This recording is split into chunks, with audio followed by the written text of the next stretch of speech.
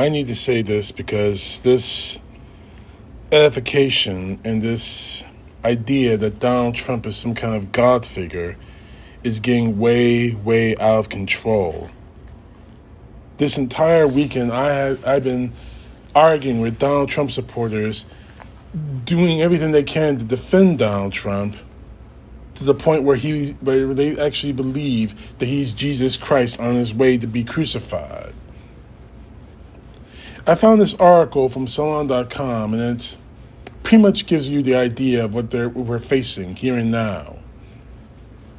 A fascist Jesus Christ, MAGA, turns Donald Trump into a martyr. On Sunday, April the 9th, 2023, millions of Christians around the world celebrate Easter. Beyond the mythical elements in the story of the resurrection of Christ is one of death, life, and renewal. At its core, Easter is also a time to reflect upon and mark the change of the season from winter to spring and the need to plant and nurture new life. Donald Trump embodies, both as a human being and through his behavior, the literal opposite of the self-sacrifice, humanity, humility, dignity, generosity, sacrifice, and courage represented by Jesus Christ and his teachings.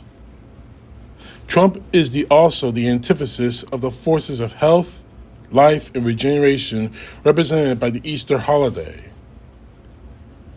Trump is flaunting his return to the White House and has publicly promised an apocalyptic reign, a Hitler-like final bow, and end times where he and his MAGA movement's enemies, their word, enemies, will be severely punished if he wins the 2024 election.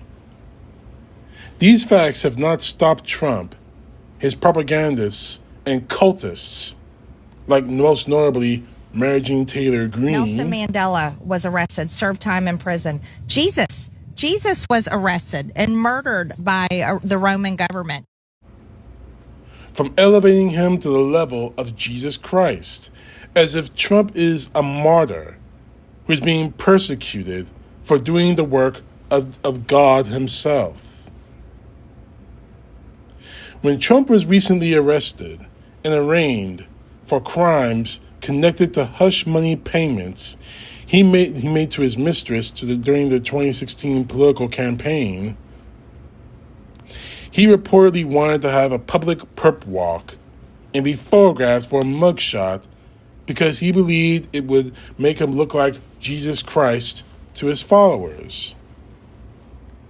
In an interview with Fox News, Donald Trump told host Tucker Carlson, the man who said in his text messages hated Donald Trump,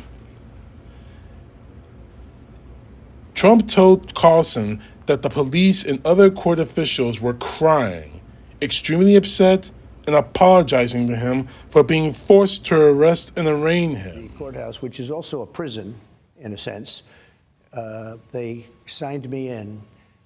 And I'll tell you, people were crying. People that work there, professionally work there, that have no problems putting in murderers, and they see everybody. It's tough place. And they were crying. They were actually crying. They said, I'm sorry. They'd say, 2024, sir, 2024. And tears are pouring down their eyes. I've never seen anything like those people are phenomenal. Those are your police. Yep. Those are the people that work at the courthouse. They're unbelievable people. Many of them were in tears or close to it. Many apologists were sorry, sir. We're sorry. They had to have me do certain things. They said, sir, I can't believe I have to ask you. I can't even believe that I have to ask you to do it. You could see. Of course, none of that is true. Trump is a compulsive liar and malignant narcissist, but the story and imagery of Trump the martyr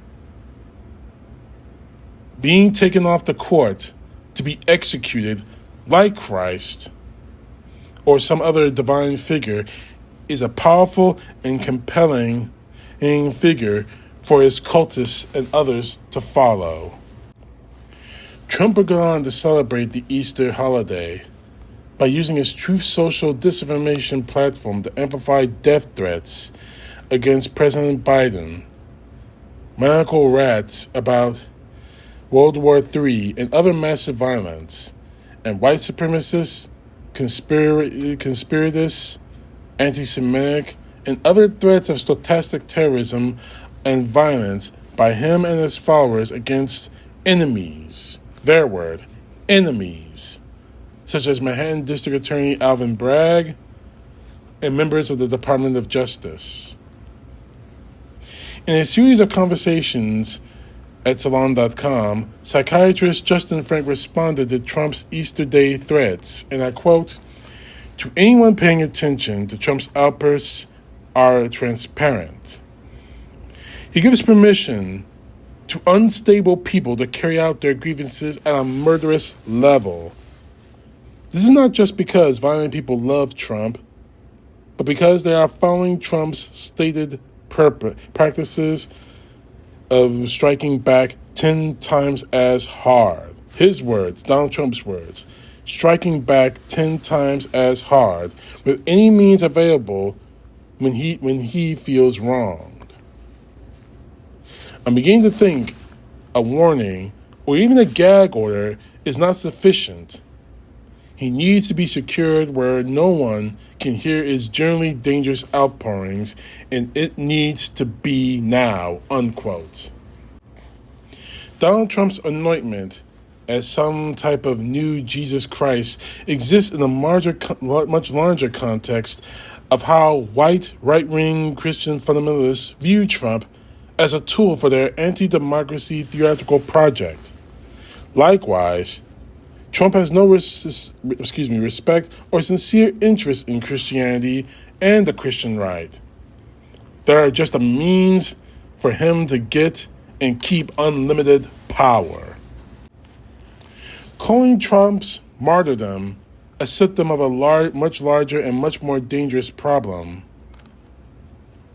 Candace McDuffie writes at The Root, quoting her, "Nothing is beneath the right to cling to power, and propping up Trump as a political sacrifice was perhaps a predictable move.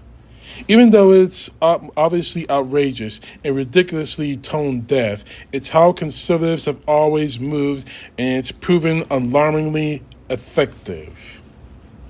She continues on, and I quote, "The irreparable damage conservatives have done to Americans in the name of religion continues to harm marginalized and vulnerable groups. Whether it's the laws that attempt to eradicate trans people, to abolish women's rights, to employ deadly police forces, or empirically uphold the right to bear arms, Christianity has become the go-to excuse for Republicans to act however they want to act," unquote. In a not-too-recent op-ed piece at Time magazine, Reverend Nathan Impalso,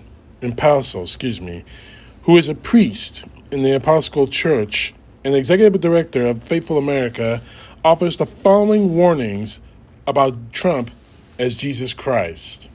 And I quote, "Any comparison between Trump and Christ is clearly heretical and inappropriate.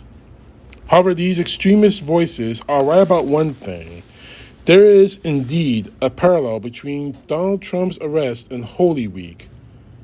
But it's not between Trump and Jesus Christ. It's between MAGA leaders and Pontius Pilate, the brutal Roman governor who ordered the crucifixion of Christ himself. Not only would Jesus never pay anyone hush money to change the outcome of an election, he was never even a politician. When the devil tempted Christ with earthly authority, he flatly refused to take it. Neither did Jesus support political violence in the way that Donald Trump delights in playing the January 6th footage at his rallies. In fact, When the disciples drew weapons to prevent Jesus' arrest that night he was betrayed, Jesus told them, and I quote from the scriptures, "All who take the sword will die by the sword." Pontius Pilate, on the other hand, was a regional Roman dictator not only known for his cruelty, but also for his alliance with local religious leaders. The high priests were eager to collude with the governor, including to crucify Jesus, because it allowed them to keep their status and personal freedom. In turn, Pilate benefited by having allies who could keep his subjects in line and thus keep him in power. It was a great deal for everyone but the people. 2 millennia later, a nearly identical bond has been forged between conservative American Christians and MAGA Republican politicians like Donald Trump, like Mary Jean Taylor Greene, and especially like Florida Governor Ron DeSantis and others. Under the blessings of conspiracy theory preachers like Franklin Graham, Mike Huckabee, and Paula White Cain, among others, these politicians use and abuse religious imagery to create a culture where disagreeing with them is no longer seen as civil discourse, but an act of blasphemy. To them, indicting a corrupt politician like Donald Trump isn't an example of law or a healthy democracy, but a demonic attack on a holy figure anointed by God, unquote. The idea of Trump as some Jesus Christ figure extends beyond white Christianity to the secular neo-fascist and conservative movement and the larger white right. The latter are first and foremost engaged in a political, cultural project that works through a religious devotion to the cause. The assumptions, logic, and revolutionary goals of the global neo-fascist and right-wing project exist outside rationality, empirical reality, and real facts. This is the politics of faith. In all, Trumpism and other fascisms are a force that gives its members meaning. They are sacred in that way, something rapturous, charismatic, a way to find salvation and fulfillment. Their leader, Trump in this case, is a secular mythical cult leader and godhead. We see this, of course, at Trump's rallies across the vast right-wing echo chamber and propaganda machine that has created an alternate life world where Trump is a superhero, a god, a savior, a great man, a conquering force, represented as a type of masculine ideal, supremely virile, and a Hollywood action hero like Rocky or Rambo. In this imagery, Trump rides Abrams tanks that are protected by bald eagles. He's a king or an emperor. He's the ideal leader and man. Every woman wants to be with Trump, and every man dreams of being Trump. In that world, Donald Trump is the MAGA fascist Jesus Christ. I agree with everything in this article, and I'm going to tell you why. I've seen numerous posts from Donald Trump supporters in government and out of government screaming their 100% loyalty to Donald Trump. And most importantly, using God and religion to do so.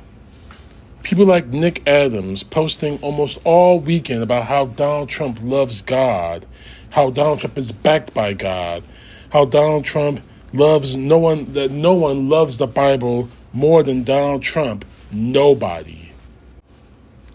This is becoming very dangerous because we're talking about a man who is a criminal.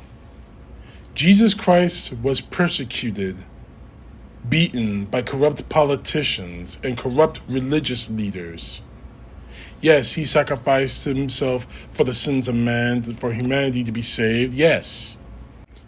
Donald Trump is nothing like that. And any comparison between the two is wrong. If you want to get biblical, it's sinful in my view. How could you possibly make a comparison between the Son of Man and a man that we know is a criminal, that doesn't show one iota of Christ-like behavior, who has not repented of his un-Christ-like behavior? How can we make that comparison? Obviously, because because obviously Donald Trump has given them the permission to act the way they act now. Their persecutions of the LGBTQ, their persecution of minorities in this country, the taking of rights of women and minorities in this country. And that is why he is worshipped like Jesus Christ. Because the people I mentioned in this article, the Greens, the DeSantises, the Grahams, the Paula White Canes, Donald Trump has given them permission to act the way they are acting. And that is why he is worshipped. No different than what we know happened to Jesus Christ, the Roman dictator I mentioned in this article, the religious leaders allowing them such power. They can say, "Don't worry, Donald. We can handle these people. Just give us permission to do this, that, and the other, and it's all good." This needs to stop. It's got to stop soon. So for anyone out there who wants to make the comparison between Donald Trump and the Lord our Jesus Christ, repent now while you still can. Because quite honestly, I don't think you're going to like the alternative. CTP Know The Truth. God bless. Peace to the left, justice to the right.